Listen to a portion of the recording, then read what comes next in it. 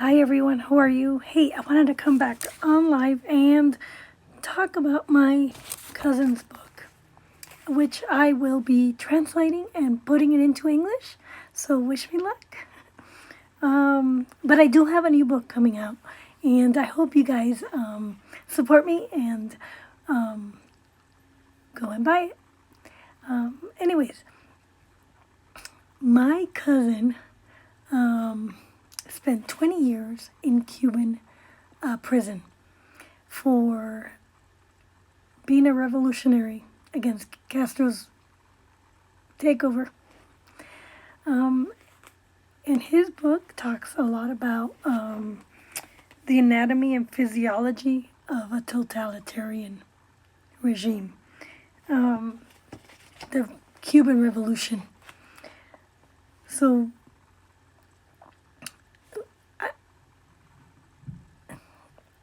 Max Alvarez talked a lot about similarities between what's going on today and what happened in Cuba. And I want to talk a little bit about that. My cousin Salvador spent 20 years in the Castro jail for rebelling against Castro's regime.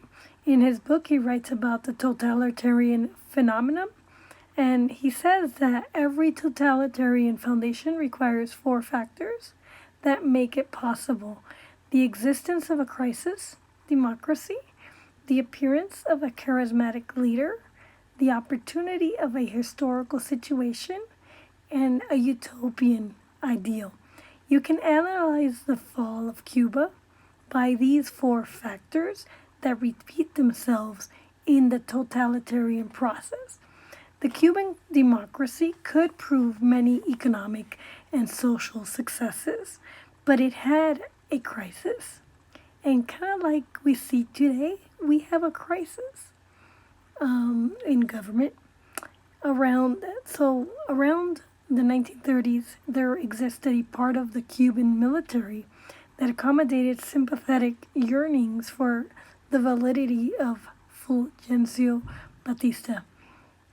Finally, on September 4, the military union gave an about-face and brought an existing rush to get away. I said get away.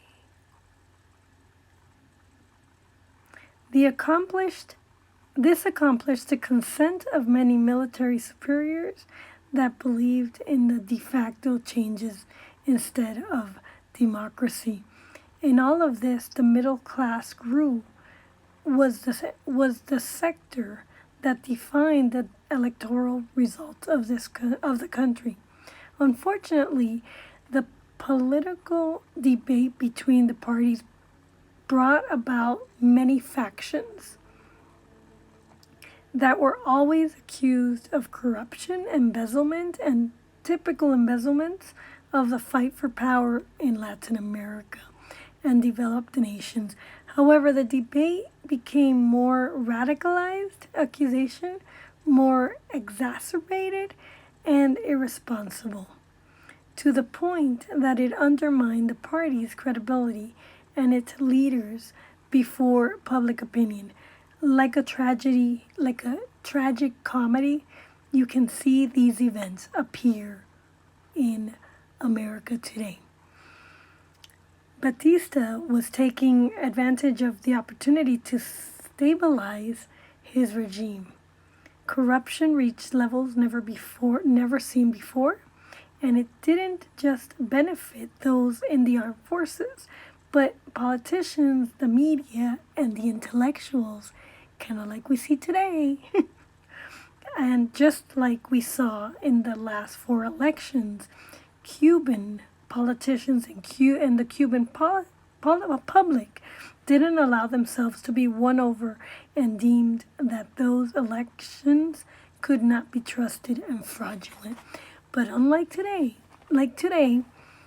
our elections are becoming more and more fraudulent, and the narrative is becoming more and more one-sided. On the other hand, another revolutionary leader was brewing. For Fidel Castro, coming to power wasn't a humanitarian aspiration, but an obsession. And you can tell as soon as you dealt with him this. That's when he incorporated the Orthodox Party, where despite the distrust of many politicians, he achieved becoming postulate for representative of Congress. The riots of Batista ruined the election. Castro was again frustrated, but Castro was very tenacious and he wasn't about to renounce his plans, so he set up Plan B. Castro was provided the opportunity to find his purpose through the army, something not acceptable in democracy. He was determined, so he organized and convinced a group of young idealists to action to bring down the military regime that had taken over the government of Cuba. Castro was provided the opportunity